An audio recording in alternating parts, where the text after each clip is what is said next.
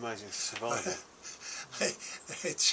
He told me a time was that they was in Wolfhazen in this house, and he saw a wall safe. So he's trying to say, he borrowed the doctor's stethoscope. And he still couldn't open the safe, so he packed some plastic A-sheet around it. And it still didn't open the safe. It just blew the safe out the wall. So he never knew what was in it. I think he must have been a regular soldier looting. Oh, there's the old Fairburn, yeah. Yeah, the one I had was blue. Oh, there's the pockets. Yeah. We had the pocket like that, not...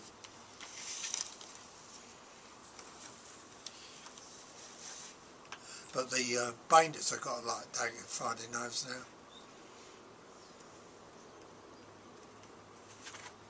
Up at Melton Mulberry, where I was up there first time with John Waddy, he said, "Have you been back to Newport Lodge? That's where stables were in." I said, "No." He said, "I'll take you."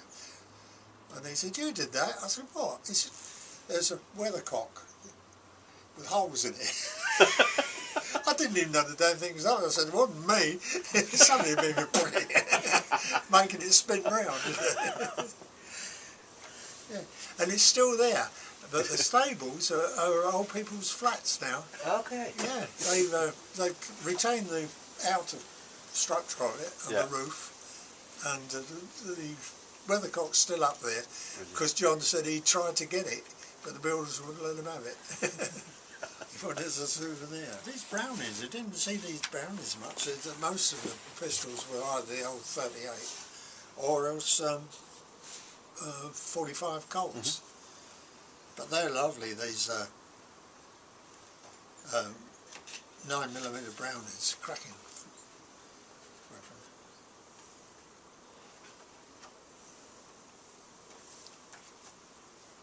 Yeah, I was quite a good shot with a pistol. But your actual task, you were a machine gunner, were you? A Bren gunner, or? I was a Bren gunner, yeah. Well, I was number 2.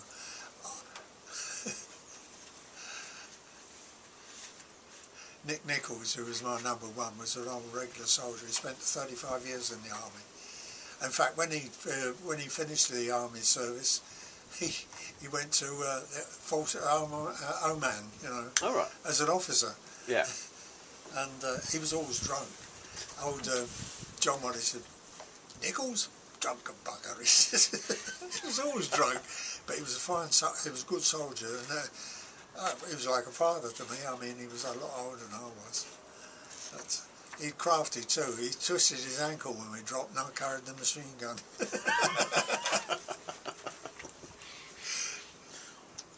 Yeah, and the funny thing is, he lived so close to me. He only lived about 8 miles from where I lived, and I didn't know. And 48 years afterwards,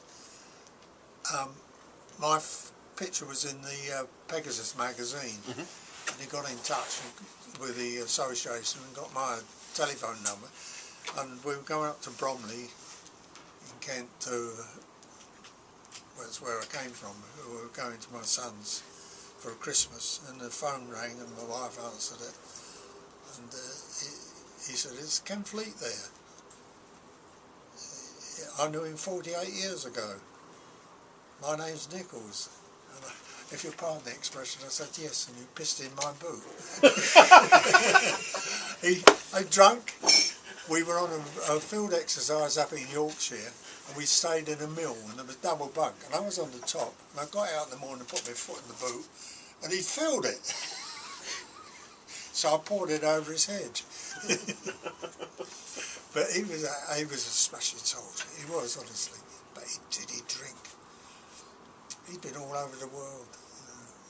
I said to his wife, "Didn't you get fed up?" "No," she said.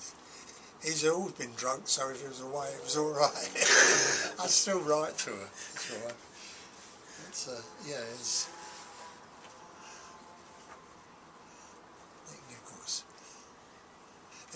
My wife got on very well with him. That was the first 50th anniversary. Is when I first saw him again. And I say he lived at Dartford, and was quite close to where I did.